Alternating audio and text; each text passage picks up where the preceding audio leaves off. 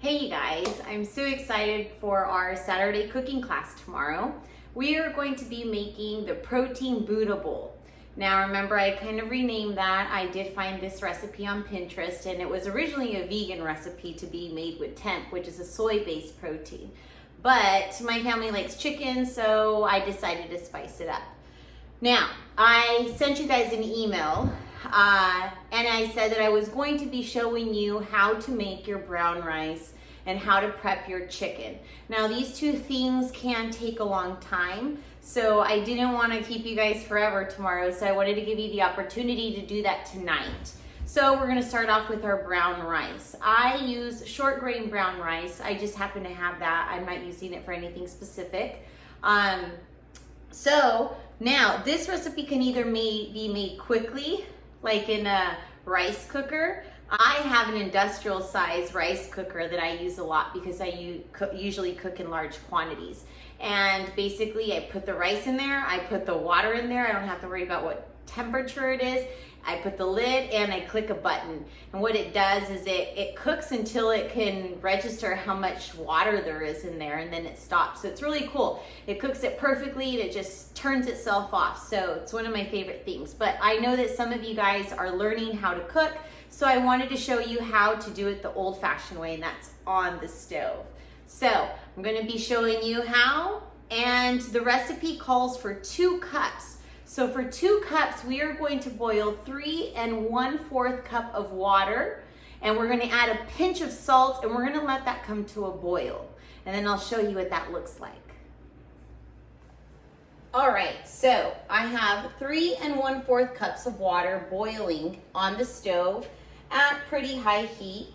I'm gonna add a little bit of salt, and then all right, before we go any further, I first want you to grab your rice and we're gonna rinse it off. A lot of people don't rinse their rice off, and that's what makes it really pasty and sticky after you're done cooking it.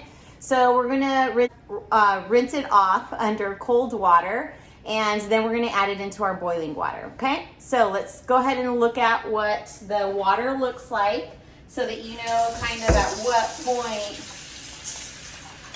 you washed it off. So you'll see that the rice creates this like milky water type substance in this bowl.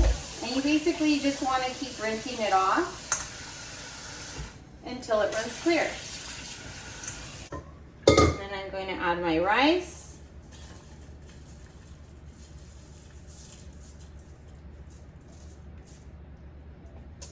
I'm going to grab a spoon, mix it up a little bit. Now, the trick with rice is to be patient, leave the lid on it, and don't open it. So I'm going to put it on simmer, so it's going to be low.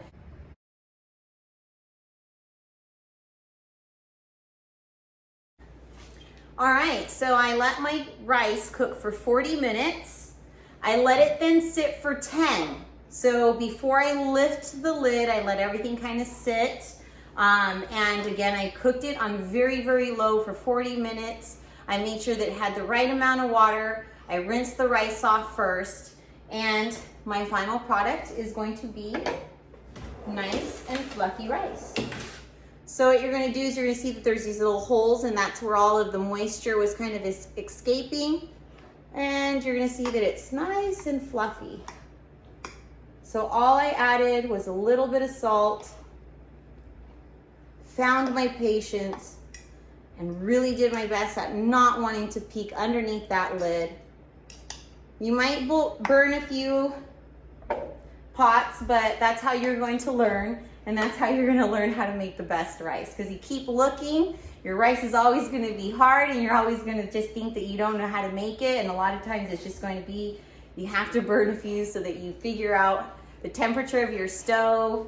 You know, did you have the lid on right? Did you add the right amount of water? But as you can see, super nice, healthy, fibrous, small grain brown rice. So we got all of that prepped, and I will see you guys tomorrow.